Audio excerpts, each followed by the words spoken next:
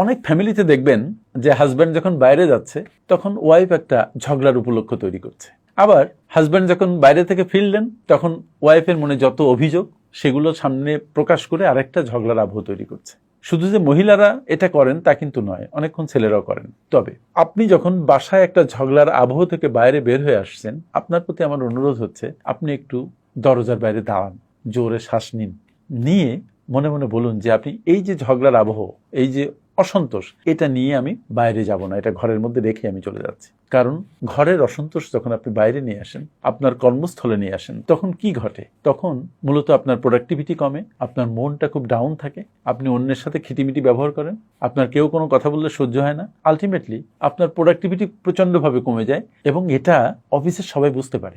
সুতরাং চেষ্টা করুন ঝগড়াকে ঘরের মধ্যে আবদ্ধ করে রাখতে অথবা হাওয়ায় মিলিয়ে দিতে।